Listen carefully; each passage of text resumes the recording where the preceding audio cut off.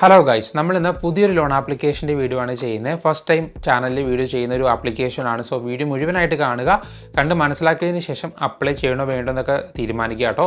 So ഏതാണ് application, എങ്ങനെ apply ചെയ്യണമെന്ന് ഞാൻ പറഞ്ഞുതരാം. ഇതൊരു ആപ്ലിക്കേഷൻ അല്ല, വെബ്സൈറ്റ് ആണ്.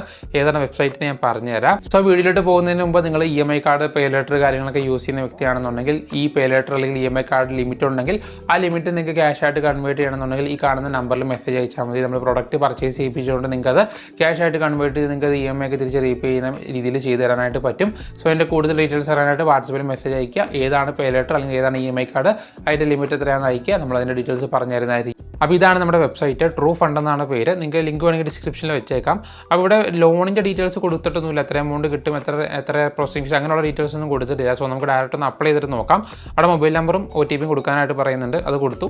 അതിനുശേഷം നിങ്ങളുടെ പാൻ കാർഡിൻ്റെ നമ്പറും പാൻ കാർഡിൻ്റെ ഉള്ള പേരും കൊടുക്കാനായിട്ട് പറയുന്നുണ്ട്, അതും കൊടുത്തു. ശേഷം നമ്മുടെ ആധാർ വെരിഫിക്കേഷൻ കംപ്ലീറ്റ് ചെയ്യാനാണ് പറയുന്നത്. ഡിജി ലോക്കർ വഴി ആധാർ കാർഡിൻ്റെ നമ്പർ കൊടുക്കുക, ആധാറായിട്ട് ലിങ്ക് ചെയ്തിരിക്കുന്ന മൊബൈൽ നമ്പറിലേക്ക് OTP വരും.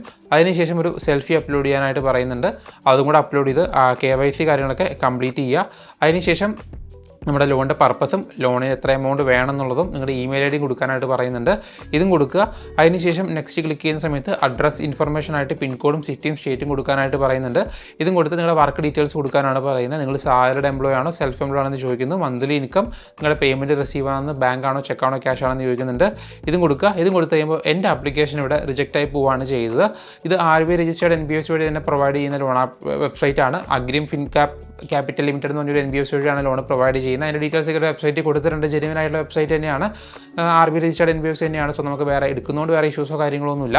അപ്പോൾ എനിക്ക് റിജക്റ്റ് ആയി. അപ്പോൾ ഞാൻ യൂട്യൂബിലൊക്കെ നോക്കിയപ്പോൾ അപ്രൂവ് ആയ കുറച്ച് പേരുടെ വീഡിയോസ് കണ്ടു. ഞാൻ എൻ്റെ ഫ്രണ്ടിനെയും കൊണ്ട് അപ്ലൈ ചെയ്തപ്പോഴും ആളുടെ ആപ്ലിക്കേഷൻ റിജക്റ്റ് ആയി പോവാണ് ചെയ്തത്. അങ്ങനെ യൂട്യൂബിലൊക്കെ നോക്കി കഴിഞ്ഞപ്പോൾ അപ്രൂവ് ആയ ഒരാളുടെ വീഡിയോ ഞാൻ കണ്ടായിരുന്നു. ആൾക്ക് അപ്രൂവ് ആയത് 9,000 rupees 39 ഡേയ്സ്, 39 ദിവസമാണ് നമുക്ക് ടെന്യൂർ വരുന്നത്. റീപേ ചെയ്യുമ്പോൾ എമൗണ്ട് 12,500 രൂപയാണ്. നമുക്ക് PF ആയിട്ട് GST ആയിട്ട് പ്രൊസസിംഗ് ഫീസും GST ആയിട്ട് കട്ടാവുന്നത് 1,060 രൂപയാണ്. അതായത് 900 രൂപയിൽ നമുക്ക് 1,060 രൂപ കട്ടാവും. അപ്പോൾ നമുക്ക് ഓൾമോസ്റ്റ് അക്കൗണ്ട് ക്രെഡിറ്റ് ആവുന്നത് 7,940 രൂപയാണ്. റീപേ ചെയ്യേണ്ടത് 12,510 അതായത് 12,510 എന്ന് പറയുമ്പോൾ ഓൾമോസ്റ്റ് 4,570 രൂപ നിങ്ങൾ 39 ദിവസം അല്ലെങ്കിൽ ഒരു മാസം 10 ദിവസം അല്ലെങ്കിൽ 9 ദിവസം കൊണ്ട് നിങ്ങൾ തിരിച്ച് റീപേ ചെയ്യേണ്ടി വരും. ഇൻട്രസ്റ്റ് റേറ്റ് നമുക്ക് പെർ ഡേ 1% ആണ് വരുന്നത്. അതേപോലെ തന്നെ നമുക്ക് ഇൻട്രസ്റ്റ് എത്ര ടോട്ടൽ വരുന്നുള്ളത് കൊടുത്തിട്ടുണ്ട്, റീപേ ചെയ്യേണ്ട എമൗണ്ട് കൊടുത്തിട്ടുണ്ട്, റീപേയ്മെൻറ്റ് ടൈം കൊടുത്തിട്ടുണ്ട്, എല്ലാം അവിടെ കൊടുത്തിട്ടുണ്ട്. സോ നിങ്ങൾ ഇത് എടുക്കേണ്ടെന്ന് ഞാൻ പറയത്തുള്ളൂ. കാരണം നമ്മൾ ഒരു മാസം കൊണ്ട് 4,500 രൂപയോളം എക്സ്ട്രാ റീപേ ചെയ്യേണ്ടി വരും. അത്രയും ഹ്യൂജ് ആയിട്ടുള്ള ഇൻട്രസ്റ്റ് ആണ് ഈ വെബ്സൈറ്റിൽ വരുന്നത്.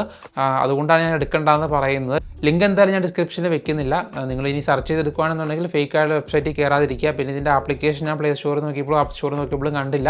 സോ വെബ്സൈറ്റ് വഴി തന്നെയായിരിക്കും മെയിനായിട്ട് ഇവർ ലോൺ പ്രൊവൈഡ് ചെയ്യുന്നത്. എന്തായാലും എടുക്കേണ്ട എന്ന് ഞാൻ പറയത്തുള്ളൂ. കാരണം ഒരുപാട് ഇൻട്രസ്റ്റ് വരുന്നുണ്ട്. വെറും 1 മന്ത് കൊണ്ട് ഓൾമോസ്റ്റ് ഒരു 4,500 എക്സ്ട്രാ റീപേ ചെയ്യേണ്ടി വരുന്നുണ്ട്. ഒരുപാട് ആൾക്കാർ പുതിയ ആപ്ലിക്കേഷൻ്റെ വീഡിയോ ചെയ്യുമെന്ന് പറയുന്നതുകൊണ്ടാണ് നമ്മൾ ഇങ്ങനെയുള്ള ആപ്ലിക്കേഷൻ ഇപ്പോൾ ചെയ്യേണ്ടി വരുന്നത്. അല്ലെങ്കിൽ നമ്മൾ വളരെ ജെന്യുവൻ ആയിട്ടുള്ള ആപ്ലിക്കേഷൻ മാത്രമേ ചെയ്തിരുന്നുള്ളൂ. എന്തായാലും ഇത് എടുക്കണ്ട. 1-2 പേര് ചോദിച്ചിരുന്നു വീഡിയോ ചെയ്യാനായിട്ട്. കാരണം ഹിന്ദിക്കാർ ഒരുപാട് പേര് വീഡിയോ ചെയ്യുന്നുണ്ട്. അത് കണ്ടിട്ടാണ് നമ്മുടെ അടുത്ത് വീഡിയോ ചെയ്യാനായിട്ട് പറയുന്നത്.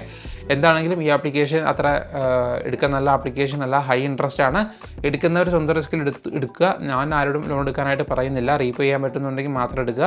അപ്പോൾ എന്തെങ്കിലും ഡൗട്ട് ഉണ്ടെങ്കിൽ കമൻറ്റ് ബോക്സിൽ കമൻറ്റ് ചെയ്താൽ മതി. അപ്പോൾ നമുക്ക് അടുത്ത സമയം വീഡിയോയിലൂടെ കാണാം. ബൈ.